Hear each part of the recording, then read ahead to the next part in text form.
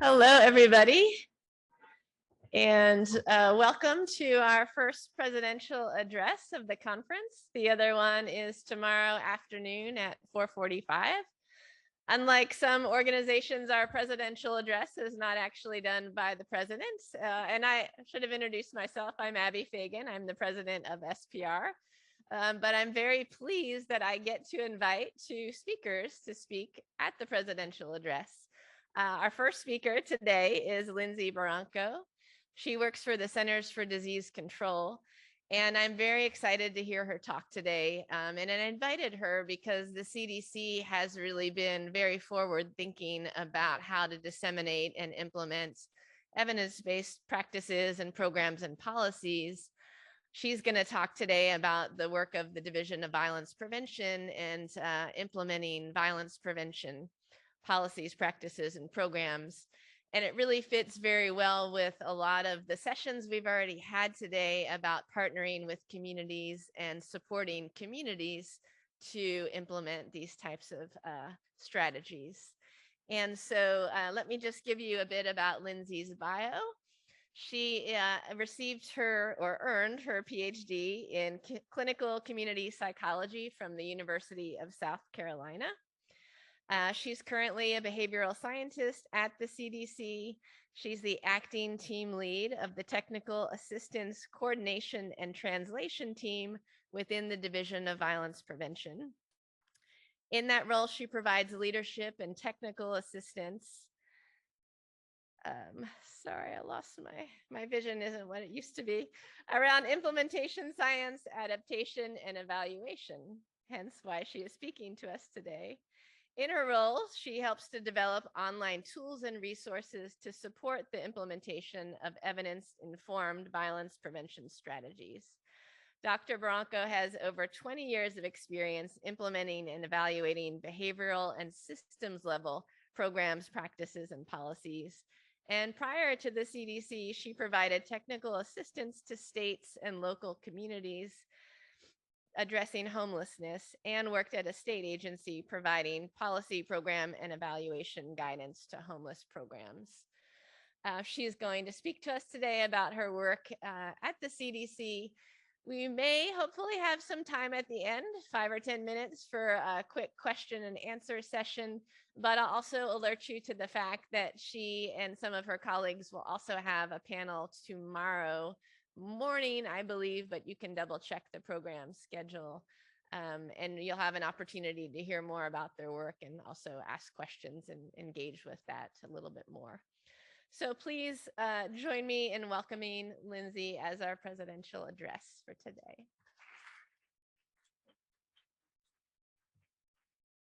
Thanks, Abby. All right, I have not presented to anyone other than my computer screen for several years now, so hopefully I remember how to do this. I'm so excited to be here to share the work that we're doing in the Division of Violence Prevention, particularly around our supporting implementation of comprehensive violence prevention. Okay. So just my obligatory disclaimer slide that we all have to use at the CDC, that the findings and conclusion in this presentation are mine and don't necessarily represent the official position of CDC.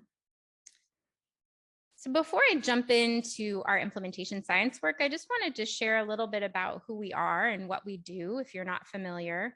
I definitely get some strange looks when I'm talking to folks about what I do at CDC. So many of us that work in DVP, I know, have questions about what does that have to do with public health. However, preventing violence is a CDC priority, and we've been working on violence prevention at CDC for almost 40 years. And we know that violence impacts millions of children, youth, and adults every year. We also know that it has lasting impacts on health and opportunity, both experiencing and witnessing violence, including opportunities like education, occupation, and income. And so we really strive to think about the best way to prevent violence. So we know that violence is preventable. And so our approach at DVP is really to support a comprehensive approach that targets multiple risk and protective factors across the social ecology so that we can have a broad and sustained impact on violence. We recently updated our 5-year strategic vision, and that's focused on a violence-free society in which all people and communities are safe, healthy, and thriving. And we do that by building partnerships across sectors and really trying to connect data and research with action, particularly to identify, evaluate, and apply solutions for preventing violence. And we also have as our priority to focus our efforts on those at greatest risk for experiencing violence. So for the past 40-ish years, we have been using and sharing the best available data and conducted research to identify what works to prevent various forms of violence. So implementation science is really a key piece of all that we do. We have a long history of focusing on implementation science to support our work. But we're always striving to strengthen our work. So the past couple years, or a couple of years ago, we formed our implementation science work group. And that is really focused on kind of bringing together folks across our division, whether they're in program, surveillance, or research, to think about ways that we can use implementation science to strengthen and advance our work around violence prevention. So part of that is thinking about what implementation science looks like for us in DVP. It's also to think about how to increase collaboration between all of the activities that we do in our division. And then we also have developed an implementation science agenda, which I'll talk about at the end of the presentation. So one of the first activities that we did was sort of to sit down and talk about how implementation science was being implemented within our setting. So thinking about all of the different ways that implementation science can support our work. So we created this graphic, and I'm intentionally not calling it a framework because it's not a framework. It's just a graphic. It's to help us think about what are the different activities that we implement in implementation science, that we carry out implementation science in our work. And we created this definition pulling from all of the amazing definitions out there in, around implementation science in the literature. But the reason we really wanted to unpack this idea of implementation science was so that everyone in our division really could see how implementation science benefited their specific role. So I'm going to walk through some of our activities in all of these different buckets today with a specific focus on implementation practice support. So I'm going to start with knowledge translation. I think this is one of those fields that sometimes runs alongside implementation science without always being necessarily integrated into our discussion of implementation science. But we chose to integrate it in this graphic because we felt like it was such a key piece of the work that we did and so critical to all of our implementation science work. And we're using this definition of knowledge translation to really focus on both the process and the products that help us to make science-based knowledge understandable and actionable. So the work that we've done around knowledge translation, I think we're most proud about in the division is our 5 technical packages. And so we published these 5 technical packages between 2016 and 2017 on 5 different types of violence. And they were really pulling together the best available evidence, a group of strategies based on the best available evidence to help communities and states identify how to address violence prevention in their community in a comprehensive way. So we use the term strategies to think about sort of the preventive direction or the goal around preventing violence. And then we talk about approaches as the way that we're accomplishing this strategy. So each of the technical packages has a set of strategies that have a number of approaches. And those approaches are carried out through specific programs, practices, and policies. And we included examples of those in the technical packages. But we quickly realized as we were developing the technical packages that just creating the technical packages and publishing them was not going to necessarily help them to actually be put into practice in the field. So we began working on implementation practice support, which is our next section of the graphic. And I think this is a term that, or this is an activity that we do all the time at CDC, but we don't necessarily use this term. And so we really liked kind of creating a definition and a language around the work that we're doing to support implementation. And we pulled, of course, from the literature around implementation practice and practitioners. But we look at implementation practice support as both the structure and the products that we are using to really help people to identify and implement and then evaluate programs, practices, and policies that are based on the best available evidence within their specific contexts and settings. So as we were thinking about how to develop a resource to support the implementation of these 5 technical packages, we sort of took a step back to make sure that we made some key decisions up front.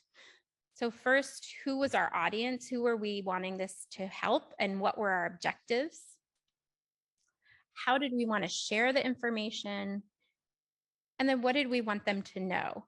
And it sounds kind of obvious when I lay it out, but oftentimes I think when we jump into creating resource or guidance, we don't take the time to really sort of think through strategically what we're trying to accomplish. And so when we think about our audience, there's so many different entities and sectors involved in violence prevention. It's really a multi-sectoral field. So we wanted to think about who would be able to actually implement the DVP technical packages in a comprehensive way. So we focused on health departments, partners, and other violence prevention practitioners who'd be in a role to plan a cohesive and comprehensive approach to violence prevention. And it was so important to decide this early on as well. I love to quote our communications team, who like to tell us that if our audience is everyone, we often end up reaching no one. So we really wanted to think about that audience so we could tailor the resource to them, give them what was going to be most useful for their specific roles. And because we'd identified our audience early on, it also allowed us to really explore what was going to be most important to them in terms of our design, our content, how we were presenting the resource to them. So we had a number of interviews with potential users. We talked with subject matter experts, and we identified 6 key guiding principles that helped us to inform the development of the resource. And I think we came back to these principles throughout the process of development to really help us make key decisions. So first, as I mentioned, we wanted to focus on strategic comprehensive violence prevention. And I think where this is different is we weren't focusing on how to implement one specific program or one specific practice, but we wanted to focus on how to help communities really look at what was out there in order to put together a set of strategies that work together to address violence at multiple layers of the social ecology. Second, I think oftentimes in research and even in our division, we sort of think of violence topics in these silos, but we know that many of our partners are actually charged with addressing multiple forms of violence. So we wanted to think about how we could highlight common approaches to violence prevention that address shared risk and protective factors. Next, we wanted to leverage all the amazing information that's already out there. We didn't want to duplicate, but we wanted to really provide a structure and accessible way for people to find the information they needed.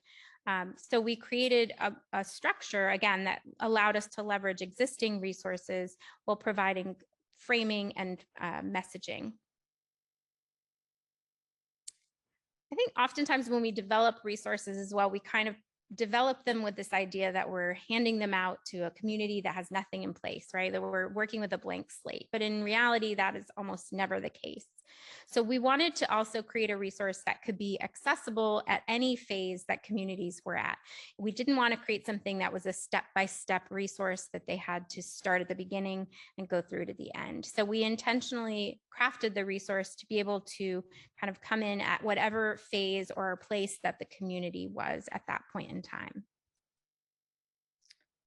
And I think the last 2 guiding principles in my mind really go hand in hand, in that we wanted to make sure we were creating something that was action-oriented, it was accessible, it was usable, and it was relevant to the audience, right? So we weren't focusing on the theory or restating the research results, but really looking at what could be most helpful in terms of taking the technical packages and putting them into place. We're really fortunate within DVP to have our Veto Violence platform, which is an online platform that has tools, trainings, and different prevention information for a variety of violence prevention practitioners. So we chose to integrate our tool into this veto platform for a couple of different reasons. One is that our audience was already familiar with it. Also, it was flexible enough. We knew that we wanted this resource to expand over time and not just sort of be a one and done. So we thought about an online platform that could allow us that flexibility to expand over time, and also would create different ways for the audience to interact with the content. So in terms of interacting with the content, because it was online, we integrated a lot of different features within the tool to make it more interactive. So first, we included a lot of downloadable tools and tip sheets. So if people wanted more information about a specific topic area, they could download a tip sheet. If they wanted a worksheet, a checklist, or a template, we built those throughout the tool to provide, again, that actionable piece. And then we also intentionally integrated stories throughout the resource so that communities could really see how similar communities had implemented that specific action step or that activity.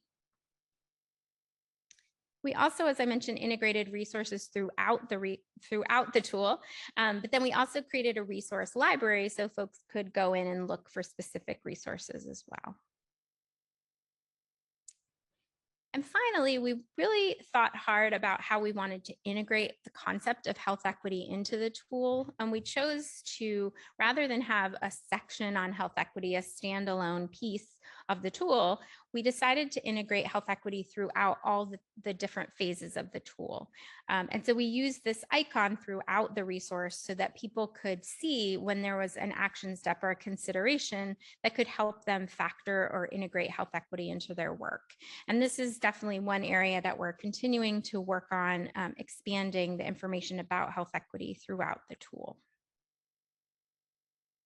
So this is just a quick overview of our process. It's much messier than this, but this looks nicer. So I highlight this just to kind of show that we did build in stakeholder input throughout the process, again, to make sure we were creating something that was most useful for our audience. So we gathered input and feedback along the way, as well as once the tool was released. The other thing I like to highlight with this, again, is our amazing collaboration with our communications team, because I think as many of you have been trained in academic writing, you know, when we showed up with our 80-page Word document for our web tool, our communications team was like, absolutely not. So they were really great in working with us to think about what was most important to share and how to create content that was really going to be accessible and usable by the audience, incorporating communications and adult learning principles. So when we looked at what we wanted to share with the audience, we thought about implementation from a very broad perspective. Again, because we wanted to focus on implementation of a comprehensive set of violence prevention, we chose to integrate a lot of concepts that are really related to general prevention capacities. So planning, partnerships, evaluation. And we did that because, again, we wanted this to be something that the community could use to create that plan, then implement it and evaluate it. So I'm not going to go into detail about all of these specific steps. I'll just highlight a couple of them. But I do want to highlight our policy efforts section, because we do have specific approaches that are policies where we dig specifically into the topic area, but we chose to keep policy efforts as its own section because, as you can imagine, a lot of our funded recipients are really nervous about doing policy work with federal funding. And so we've used this section to really help them understand what work they can do in the policy arena, even if they're receiving federal or state funding. And so we focused in that section really on the skills and the activities that they can implement related to policy. And then the specific policies were covered in our approach summary tool. So the first section I'll just highlight is our strategies and approaches section. And I think this section sort of had two purposes. The first was to help people to take the information about their community needs, their prioritized risk and protective factors, and select a mix of strategies and approaches that were going to really address those needs. And we also link out to our understanding evidence tool because, as I mentioned, we did include example programs, practices, and policies in our technical packages, but we recognize that those were not all of the different programs, practices, and policies that communities may choose to use.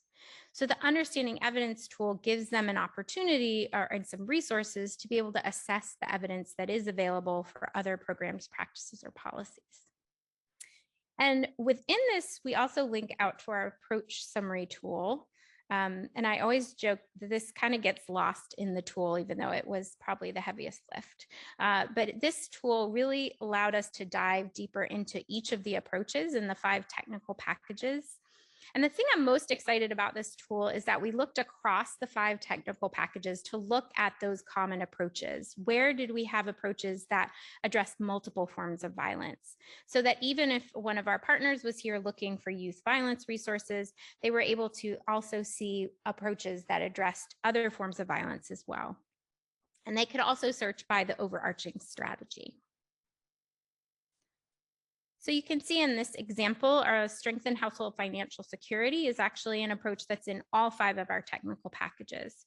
And so we had 40 of these approach summaries in our tool that dive into the key objectives of the overall approach, implementation considerations, potential partners, as well as example outcomes, and then again, linking out to all of those great resources that already existed. And then we did provide additional information about each of the example programs, practices, and policies that were in the technical packages. So another section I just wanted to highlight because I know it's probably the one that gets the most use from our funded recipients is our adaptation section. And this built on our essential elements guidance document, which we released in 2017. And this section in violence prevention and practice highlighted high-level concepts around adaptation, when to make adaptations, how to make adaptations, how to evaluate them. But it's a great example of how flexible violence prevention and practice and the VETO platform are, because we have released a second tool called Select, Adapt, Evaluate about a year after violence prevention and practice came out. So we could use violence prevention and practice to highlight the concept of evaluation and then link people to the Select, Adapt, Evaluate tool so that they could figure out how to actually make adaptations in their own settings. So I'm just going to mention our essential elements framework very briefly today, but we do have a panel tomorrow morning, so we'll definitely provide more information in that panel if you're interested. But the framework provides a strategic way for implementers to think about adaptation by looking at the underlying theory and the key ingredients of a program. So it builds on concepts like core components. And so we took this framework and then with the online tool made it more of an interactive learning tool. So it helps people to understand the concepts of essential elements and then look at the process for estimating them, making adaptations, and then tracking them. And we have, again, a number of worksheets that our recipients or users can download and then fill in. So another section I'll briefly highlight is our evaluation section. And again, this is a general prevention capacity, but we wanted to highlight how, again, the tool has been able to expand over time. So the evaluation section within violence prevention and practice really talks about creating an evaluation plan, conducting evaluation. But since the release of the tool, we've updated 2 of our other online tools to help people actually walk through the process of evaluation using the CDC framework. So we have Evalu Action, which has, again, downloadable worksheets, tip sheets, templates. And then we also developed a tool called Violence Indicators Guide and Database. And this was originally the Sexual Violence Indicators tool. It was just updated 3 days ago to be more comprehensive and address multiple forms of violence. And it started out as a tool that we developed specifically for our rape prevention and education recipients who were having trouble identifying data to use for planning and evaluation. So it helps to identify publicly available data on outcomes, as well as risk and protective factors that they can use for both planning and evaluation. And as I mentioned, we spent the past year or so really expanding that tool so that it includes outcomes, risk, and protective factors for multiple forms of violence. So how are these resources actually being used, right? That's always the question when we create something and we're so excited about it. How is it being used?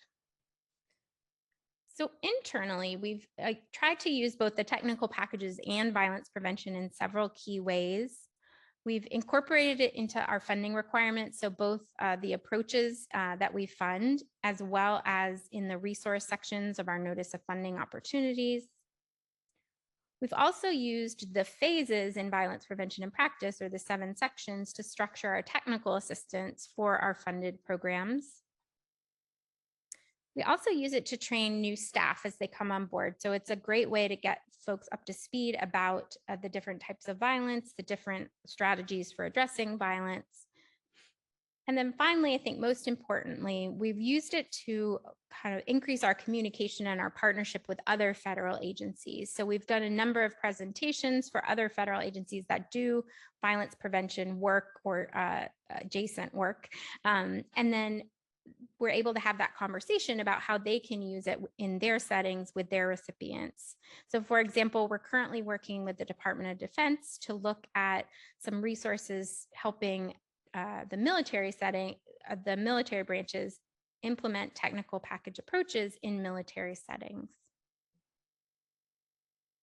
So this is just a graph or a chart of the different efforts that our recipients are implementing. So we have over 950 specific programs, practices, or policies that our recipients are implementing.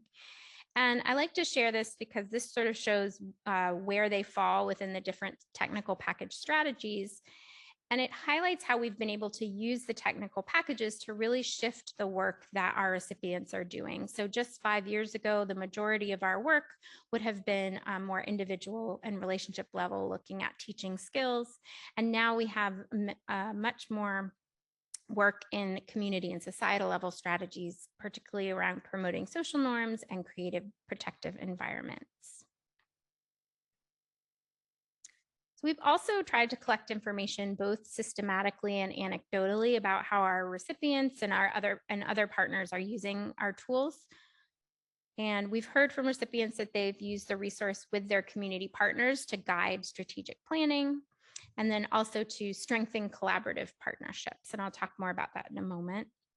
They've also integrated it into trainings and technical assistance with their subrecipients. I know many of our state health departments struggle with a lot of staff turnover, as well as our coalition. So it provides them with that resource to onboard staff more quickly. And finally, a lot of our recipients have used it with their own partners, whether those are funders, policymakers, but to really summarize the evidence for them and raise awareness for their partners about the different strategies for addressing violence. So I'll just share some specific examples of the use.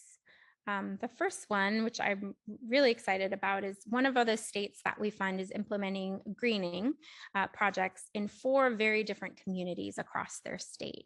And so we worked closely with them using the Select, Adapt, Evaluate tools to think about what were the essential elements of greening, so that as they made sure their projects were community driven, they factored in community needs and population specific needs.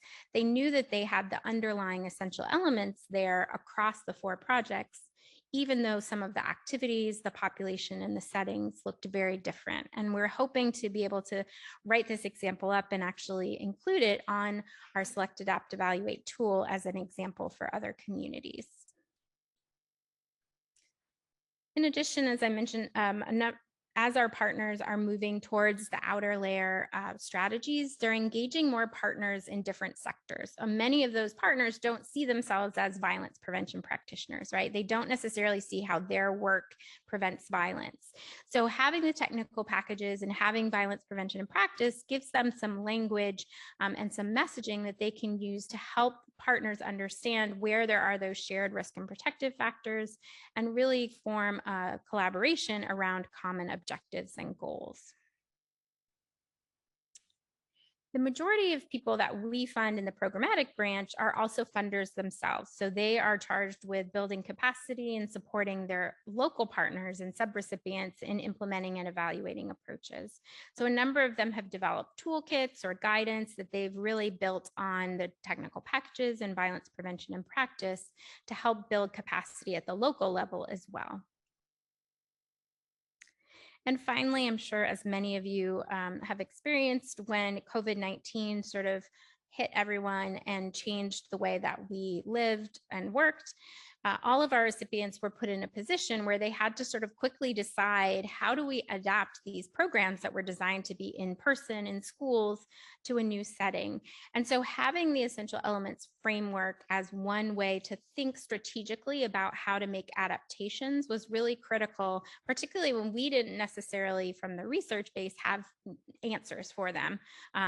So thinking about how they could work through what the essential elements of their program, practice, or policy was, and then adapting that to a virtual setting. And so a number of our recipients said they've used our worksheets to do that. They're still evaluating sort of the impact of those virtual adaptations, but I think it gave them some sort of structure and strategy for making those adaptations. So we're always kind of collecting more information, just so that we know how this is useful, but also how we can improve upon the tool over time. And so gathering feedback continuously. So we have 6 key priorities for the future of our implementation practice support, building both on violence prevention and practice and veto violence and other frameworks. First is health equity. It's a priority for our division. It's a priority for our center. So we're working on how we can integrate more considerations throughout all of our tools on veto violence about health equity. We're also working on developing guidance and resources for our recipients about how to integrate health equity into all the work that they do, whether that's planning, implementation, and evaluation.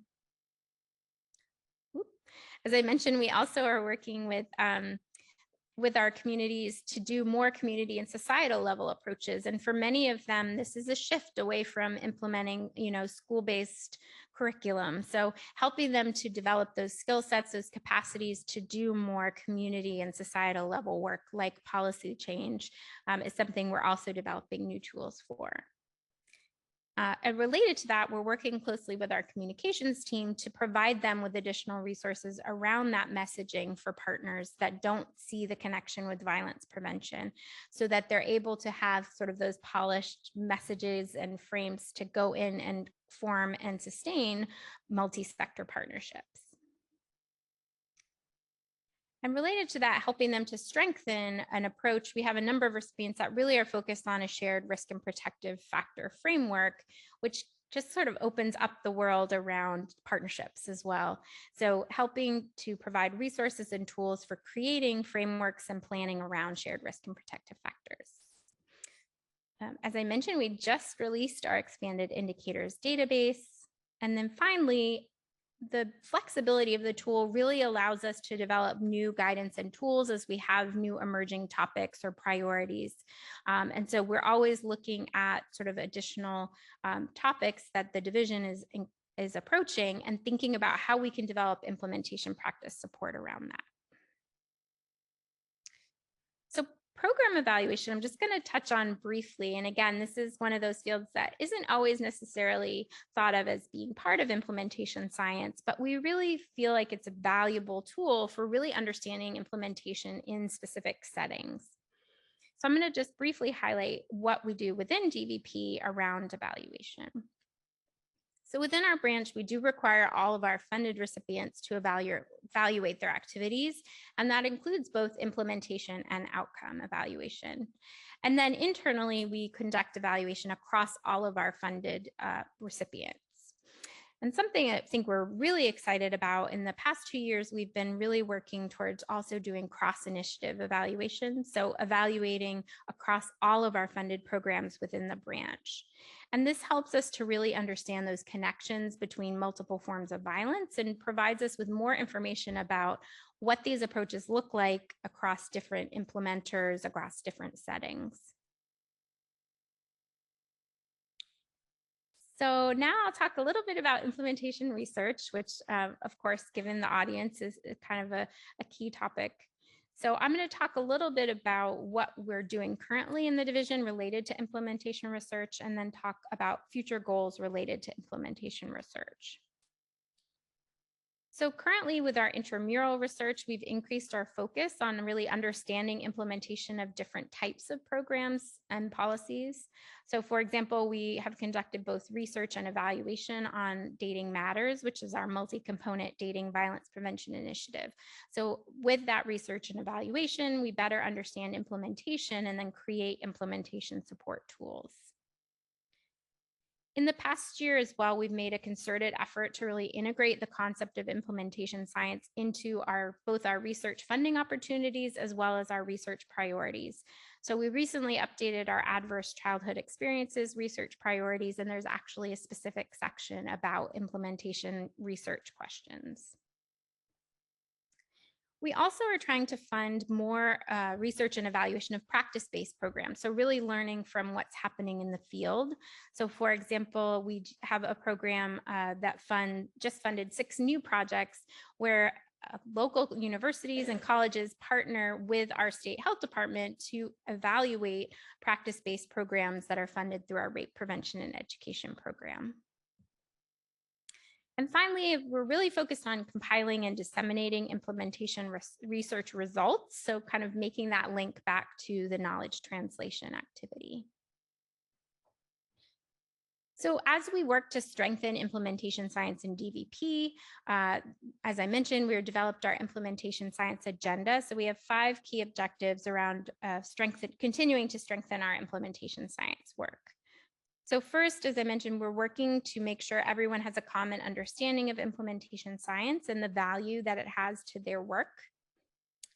We're also continuing to build implementation science capacity, both internally with our staff, but also with our funded partners who are also funders.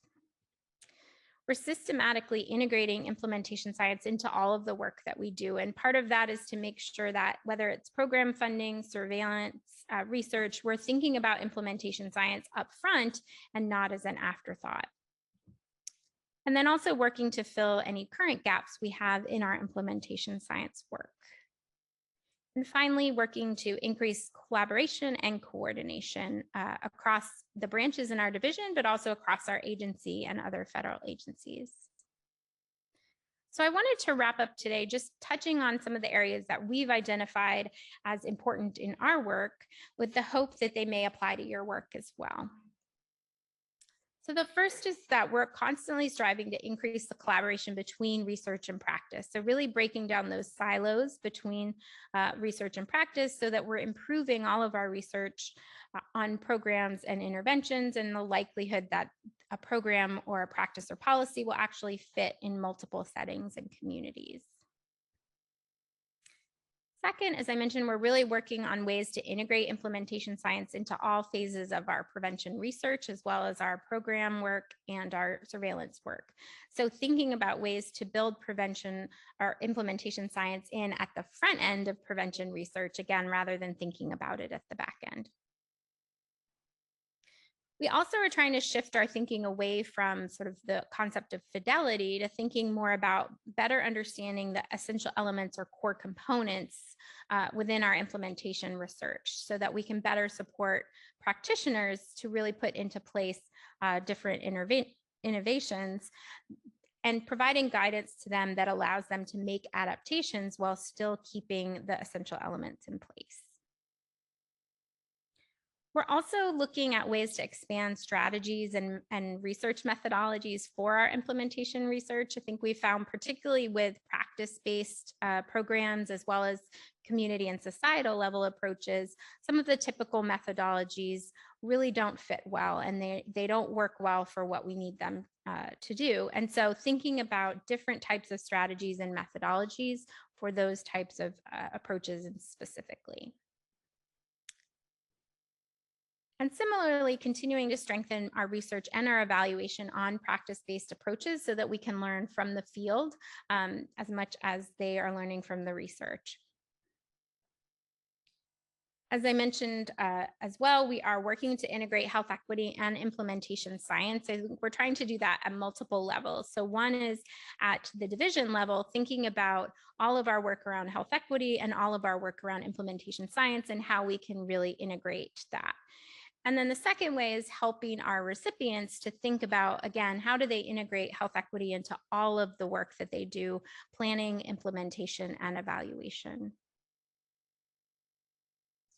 We also are working to think about how do we tailor knowledge translation and dissemination to what practitioners need, right? So moving beyond peer-reviewed publications to think about what are practitioners looking for? Where do they access information? What types of information do they need? So really thinking about when we do knowledge translation that we're really speaking to our intended audience.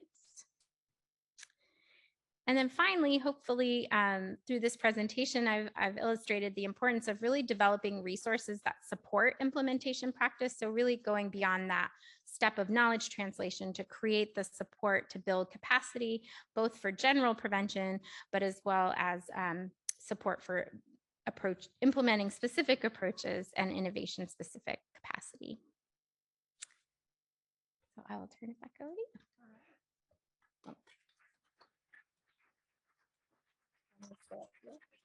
You can stand or sit, whatever you feel most comfortable with it. It looks like we definitely have time for some questions and answers and discussion. So I will invite people to use the microphone here, and Dr. Barranco, you can stand or sit, whatever you would like. And before questions, I just want to thank you. You couldn't have been more on theme with our conference, especially the 3 sub-themes being health equity, multi-sector collaborations, and looking to the future. It's like you scripted this talk for our conference. So I really appreciate that. And I found it very interesting. But I will allow others to ask questions.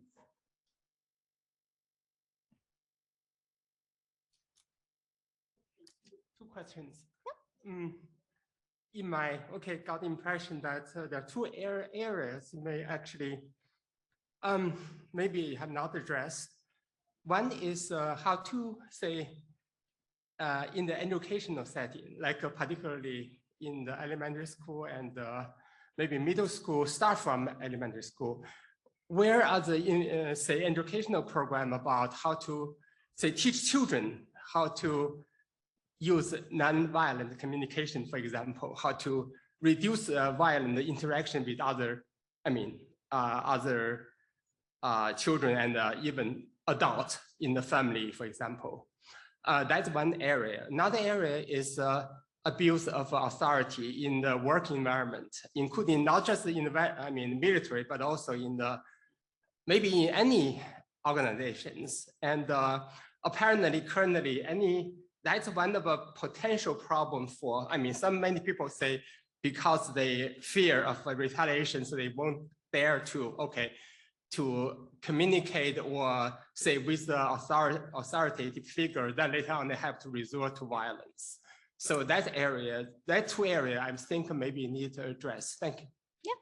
Yeah, so we do have a couple of approaches, I think, that address both of those areas. So we have a number of approaches that are focused on social emotional learning and other school-based programs. And then we also have an approach that speaks to organizational policies and practices, which I think, as you mentioned in the military, like we're focused a lot on military climate. So we do have approaches that touch on each of those topics. Hi, Farheen Akbar from NIH, Office of Behavioral Social Science Research. I was curious, you did mention that you plan on expanding this, and I didn't notice firearm violence in there. And we have a congressional directive to collaborate with CDC and NIJ to improve research in this area. So NIH has been funding, my office has been leading the specifically firearm research, but very much involved in other violence prevention research areas as well. And I was curious how you think you can, how you can use NIH's help, like what can we do to support this effort? A lot of your next steps actually really go hand in hand with the type of research, the methodologies that we're already developing their portfolio in and can really support this, and maybe there's already a collaboration and I'm just not aware of it. Yeah, I think that's a great point, and that's definitely one of the emerging topics. I think that as we have funding for I think the last 2 appropriation cycles, that we are looking at innovations around firearm. We also are looking at a lot of thinking about integrating community violence as a topic into our technical packages. But I think definitely, yeah, that is definitely an area where we want to continue to collaborate across federal agencies. But so yeah, so come see me afterwards. Yeah, I'll definitely reach out to you. Perfect.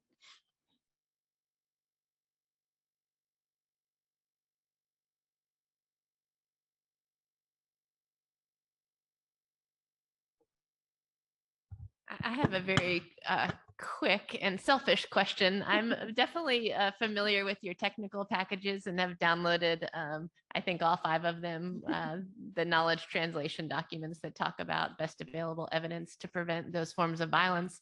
I was not aware of the many other online tools that you have, and I'm just wondering if those are available for all of us in the public realm. Are some of them specific to the communities that you fund? Is there a mix? Yeah, so everything I talked about in this presentation is publicly available on our Veto Violence platform. Okay. So it's worked out really well in that, you know, those things that we do develop specifically for our recipients, we've been able to sort of over time test them out and then make them available to more general practitioners as well. Great, thank you. Yeah. Hi there, John Toombaroo from Deakin University in Australia. Thank you very much for your presentation. I was really impressed to see just the organisation of the resources, and I was just going to ask you a little bit more. Obviously, you're recognising the issues to do with economic disadvantage and economic pressure as one of the risk factors. Can you tell me a bit more about the uptake of resources to address those areas? Yeah, so I think some of it is kind of obviously what we put in our funding announcements, they tend to do. But I think we have worked a lot with our recipients around thinking about things like economic supports and paid family leave, things like that. And so that's one of the areas I think where I mentioned that it has been a little bit of a shift for a lot of, particularly our state health departments. I think our coalitions sort of already knew how to do policy work, but it has been a shift. But I think at the same time, it's given them the opportunity to partner with like the food stamps program or the housing assistance. So it's given them a little bit more flexibility to sort of think more broadly about what violence prevention looks like. So it's sort of, in some ways, it's pointing them towards areas for partnership that they can consider, and so doing it in that way. Yeah, because I think you bring up a great point, because I think our implementation guidance for something like an economic support policy looks very different than implementation guidance for a specific program, because it really is so tailored to the specific state and their needs and where the partnerships are. So for some of those policy level approaches, yeah, we tried to highlight some examples without sort of saying you need to do this specific policy in this specific way. So it definitely looks very different than I think what we think of it as implementation guidance. Yeah. So yeah. Now, is it okay to ask one more question? Sure. Okay, yeah, so the other thing I was going to ask you, in our country, in the area of intimate partner violence, we have a little bit of polarization at the moment where we have one set of agendas which are really around enthusiasm for gender equality and for moving forward on the area of looking at particularly gendered violence against women is a very important area. On the other, we then find it somewhat hard to move forward on specific risk factors, which I think we find there's a bit of a debate about where we put the priority. But one of the risk factors that we see we can get good leverage in reducing intimate partner violence is sales of alcohol and deregulation of alcohol, which we find when we move on that one, we can see reductions in the problem. But it seems almost like people feel that we're pushing against the priority of trying to deal with, gender equality. So I don't know if you have this problem as well. Yeah, I mean, I think in general, that's sort of why the goal of the technical packages was to talk about the need for that comprehensive set of strategies, that no one single strategy is going to accomplish our goal. And so oftentimes it's just that different organizations may have different goals. And so I think part of that is figuring out sort of who is your champions for different types of strategies, rather than saying we're only going to do this strategy or we're only going to do that. But it definitely, I think there definitely are kind of certain organizations that are going to lean towards certain strategies. So some of it may just be kind of strategizing who we're going to talk to about, alcohol policies and who we're going to talk to about social norms or gender social. So, but that's a great point. Yeah, there's always a lot of passion around intimate partner violence in particular, as there should be. But so I think it's sort of making sure that you can keep that comprehensive strategy in mind. Thank you. We have about 5 more minutes left. So did you in the front? Yes, have a question? Thank you for your talk. So I have like a general topic or theme. I'm like working out how can I make this a question quickly. So just any reactions you have to it.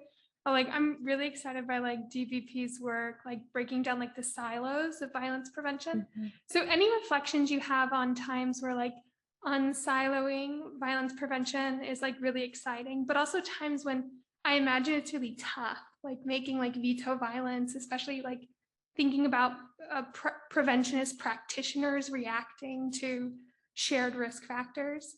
So yeah, just any parts about where like it's tough to have like that big umbrella. Yeah, and this is just my opinion, not everyone in DVP obviously, but I think it's become easier to break down those silos as we've moved towards the community and societal level approaches, because there's in all of the technical packages, right? So we find that a lot of the outer layer approaches are addressing multiple forms of violence naturally. I think probably where more conflict might come in is at more of the individual level, like skills training, although we've honestly found a lot of overlap there as well. I think the tension that we find more probably is between prevention and response. And that's just sort of, been there forever and will be there forever, but sort of figuring out that balance of preventing violence and responding to violence and kind of all of the things that go with that. So I don't know if I know of specific examples where there's a conflict. Sometimes program developers, I'm going to get myself in trouble, but sometimes program developers like to say this is only for this type of violence. It's not for this type of violence. But I think in general, the practitioners that we work with are in the place where they're already addressing multiple forms of violence. It's sort of famously CDC where we have a different division or center for everything. And then the state health departments have like 2 staff that do everything. So I think it's probably, there's more tension probably in the research arena than there probably is in the practice field. But again, that's just my opinion.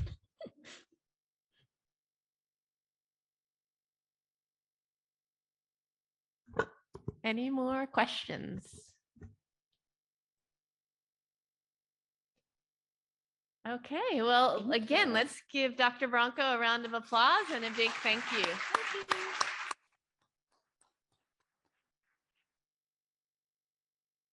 You are free to go. We have one more round of panels before we have another poster session this evening. So enjoy the rest of your day. Thank you, everybody. Oops.